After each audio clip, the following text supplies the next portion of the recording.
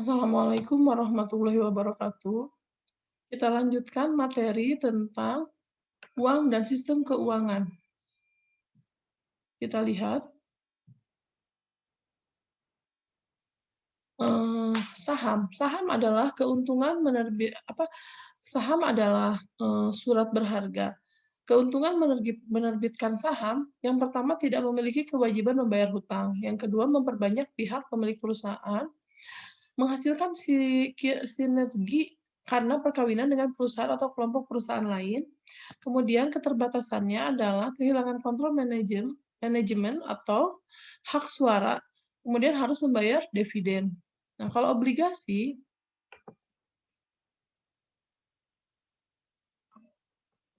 keuntungan menerbitkan obligasi tidak kehilangan kontrol atau hak suara. Jika perusahaan semakin besar dan dipercaya, penerbitan obligasi makin mudah. Keterbatasannya adalah harus membayar utang pokok pada saat jatuh tempo, kemudian harus membayar bunga obligasi selama belum jatuh tempo, dan hanya perusahaan besar dan terpercaya yang obligasinya diminati. Nah, sekarang saham dan obligasi. Saham itu bukti kepemilikan perusahaan, kalau obligasi adalah surat utang perusahaan. Kemudian pemegang saham memiliki hak suara, kalau pemilik obligasi tidak memiliki hak suara. Hasil yang diharapkan adalah dividen atau capital gain. Hasil yang diharapkan adalah pendapatan bunga dan capital gain. Kemudian harga saham menggambarkan nilai dan prospek perusahaan. Kemudian kalau ini hanya perusahaan besar dan terpercaya yang obligasinya diminati. Pasar uang adalah pasar di mana instrumen keuangan yang jatuh tempo lebih kecil dari 1 tahun diperjualbelikan. Karakteristik pasar uang adalah nilai transaksi sangat besar, kecilnya resiko gagal tagih, jatuh tempo setahun atau kurang, partisipan pasar uang, pemerintah, bank sentral, bank komersil, perusahaan sekuritas, dan individu. Nah, sekarang pasar modal adalah pasar di mana instrumen-instrumen keuangan yang jatuh tempo lebih dari 1 tahun diperjualbelikan. Instrumen keuangan yang paling populer diperjualbelikan ada obligasi, surat utang, dan saham. Karakteristiknya lebih besar dari 1 tahun, risiko gagal tagih lebih besar, kemudian return lebih tinggi, koordinasi yang sangat formal. Nah, pasar uang dan pasar modal ini perbandingannya ya, bisa nanti dibaca. Ini partisipasi pasar modal. Kemudian lembaga yang terlibat dalam pasar modal siapa saja, lembaga pemerintah dan lembaga swasta, struktur pasar modal, pasar utang dan ekuitas, obligasi dan saham, pasar primer dan pasar sekunder. Pasar primer adalah pasar di mana sekuritas pertama kali diterbitkan. Pasar sekunder adalah pasar di mana sekuritas diperjualbelikan kembali. Pasar uang dan pasar modal, kalau pasar uang adalah pasar transaksi keuangan yang jatuh temponya lebih kecil dari 1 tahun atau kurang dari 1 tahun. Kalau pasar modal adalah transaksi keuangan yang jatuh temponya lebih dari 1 tahun. Nah, pasar primer dan pasar sekunder. Pasar primer atau pasar perdana adalah pasar yang di mana sekuritas pertama kali dijual. Tadi seperti sudah disebutkan ya. Kemudian pasar sekunder juga tadi sudah dibahas. Nah, sekarang peran sektor keuangan dalam mobilitas dana. Jadi ini ada dana dari pemerintah, dari masyarakat, kemudian dimobilisasi bisa oleh perbankan, lembaga keuangan bukan bank, atau oleh pasar modal. Nah, peranan sektor keuangan dalam pembangunan, ini bank dan bukan bank pun ada dana, permintaan agregat, penawaran agregat, kemudian ini kinerja makro pertumbuhan, tingkat harga, pengangguran, skala usaha.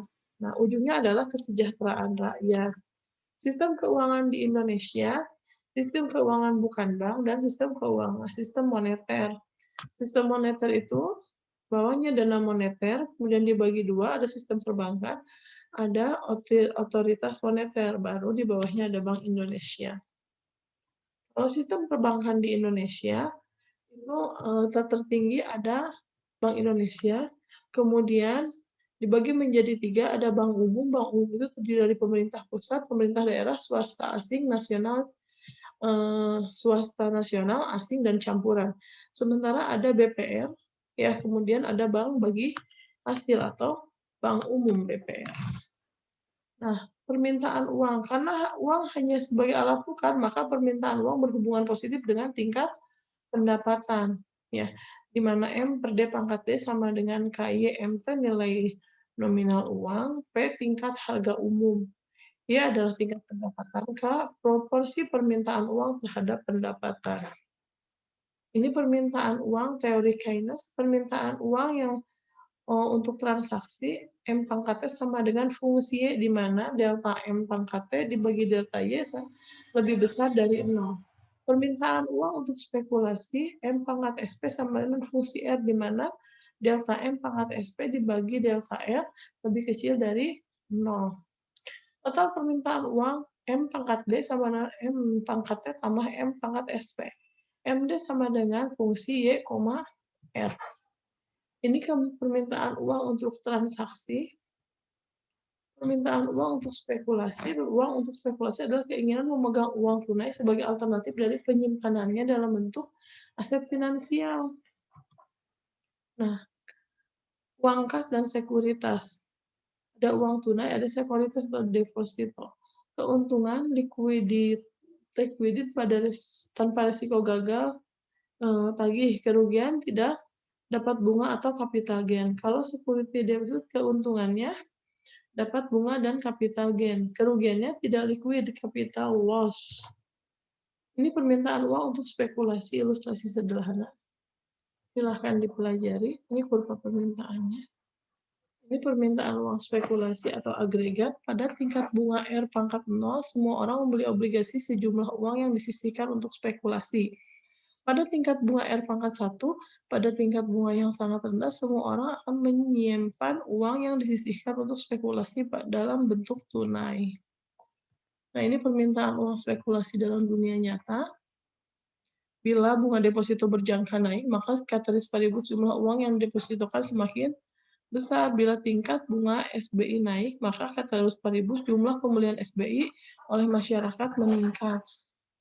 Permintaan uang untuk spekulasi. Jika suku bunga sekuritas semakin tinggi, maka biaya ekonomi dari memegang uang tunai semakin mahal, sehingga jumlah uang tunai yang dipegang semakin sedikit atau sebaliknya.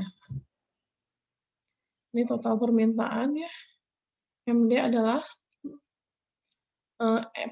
permintaan uang untuk transaksi MT ditambah dengan permintaan uang untuk spekulasi MSP. Ini total permintaan uang, ini penawaran uang, kemudian keseimbangan pasar uang, perubahan keseimbangan pasar uang. Demikian materi hari ini. Bila ada yang tidak dipahami, kita diskusikan bisa di grup ya atau di Zoom. Terima kasih atas perhatiannya.